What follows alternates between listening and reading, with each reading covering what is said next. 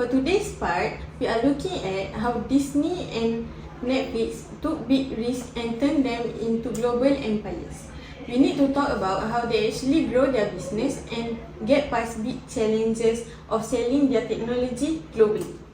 Yeah, because of having a great idea is only half the battle. You have to figure out how to scale it so millions people can actually use it. And it wasn't easy for either of them. They both had a very different way of how they enter the market and how they are trying to beat the competition.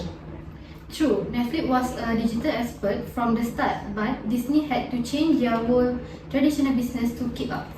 And that's the main point today, how they overcome the commercialization barriers and stay on top. It really comes down to who can adapt the fastest to what the customer wants. Exactly. So Najwa, start us off. How did Netflix actually start with their innovation in the beginning? Okay, so before we get into Netflix market entry strategy, let's quickly look at how they started. So Netflix actually began as a DVD rental service where people order DVD online and get them delivered to their house. Then in 2007, they shifted to online streaming, which completely changed how people consume entertainment nowadays. Yeah, and that shift was really their biggest innovation. So from there, Netflix started scaling globally and eventually expand to over 190 countries and become a major player in the streaming industry. How did they manage to scale their innovation globally? Obviously, with their data-driven decision-making, Netflix used AI and algorithm to understand user behavior and preferences. Also, one of the important factors is they use AWS cloud infrastructure. Before this, Netflix had some server issue, but with AWS, they can achieve scalability and reliability, meaning they can support millions of users worldwide without any interruption. Yeah, other than that, for their market entry strategy, I think their strongest approach is localization. They added content based on local culture, language, and preference instead of using one-size-fits-all approach. Yeah, like producing Korean drama. Some of these local shows even become global hits. So it helps Netflix connect with different markets. So basically, Netflix understand the market first before entering it, right? Exactly, and that reduced risk and increased their success rate when expanding internationally.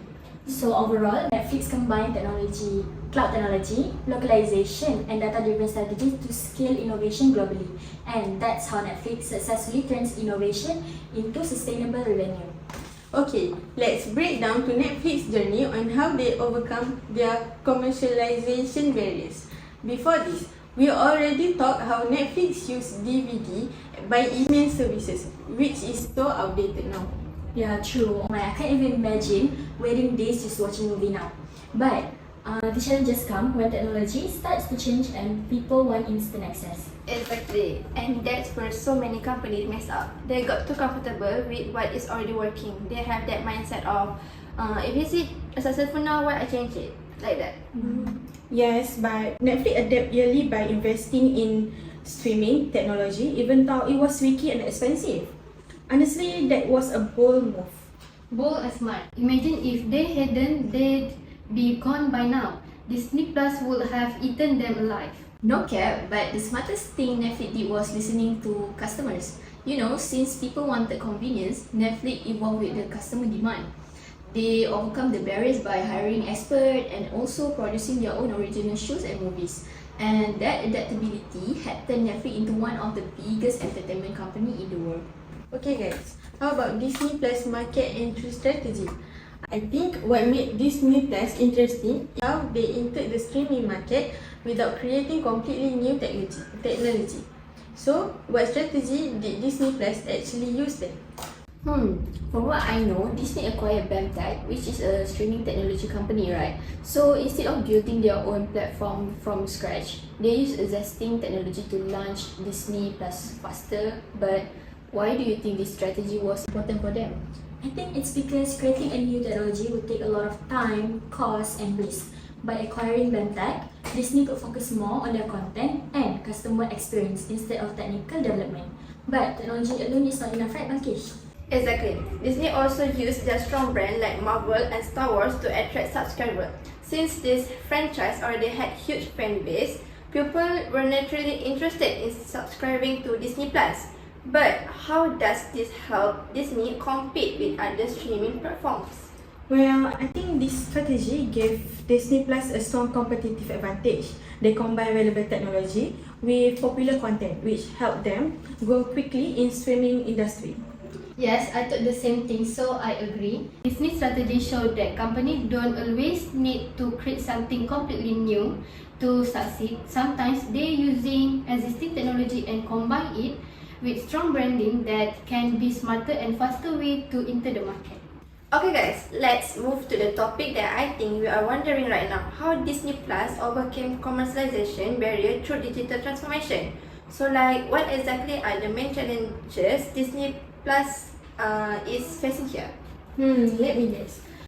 Disney Plus is very familiar with traditional media like TV, right? So the transition to digital wasn't very smooth for them. But I wonder why this change is such a big deal for them. That's true, and I think it's because they had to change their entire business model to a direct-to-consumer platform, which is no small step at all. There is something they actually did to make it successful. Right, Sasha? Exactly. They did not just quit Disney Plus, they also restructured their company and shift their investment to streaming. But I also wonder how this will affect their relationship with the audience. Let me explain. What Disney Plus is doing is actually very great in overcoming these commercialization hurdles. Why I say that is because focusing on streaming, they can connect directly with their audience, no longer relying on third parties. Right, Shaza? Yes, I agree. It's a huge transformation. Now Disney can monetize their content better and stay relevant in the digital age. And I think that really shows how important for a company to adapt if they want to survive. Alright guys, so after listening to all the points that we discussed just now, I think it's clear that both Netflix and Disney Plus become successful because they know how to adapt to technology and customer demand. Yes, exactly. Even though their strategies are different, but both of them still managed to become a major hit in the streaming industry. For Netflix, I think their biggest strength is innovation and adaptability. Like, they start with DVD rental and then successfully shifted into streaming before everyone else did. Plus, they use AI, cloud technology, and also localization strategies to improve user experience globally. True, and they also understand customer preferences before entering new markets. Meanwhile, Disney Plus focus more on using existing technology through BAMTech and combine it with strong brands like Marvel and Star Wars. Yes, and honestly that strategy helped them grow really fast because those franchises already had huge fan bases. So from our overall analysis, we can see that both companies face commercialization barriers but managed to overcome them through adaptability and smart business strategies, which prove that companies need to evolve to stay relevant in the digital era. Exactly. Disruptive technology is not just about innovation, but also about how companies adapt and stay competitive in the market.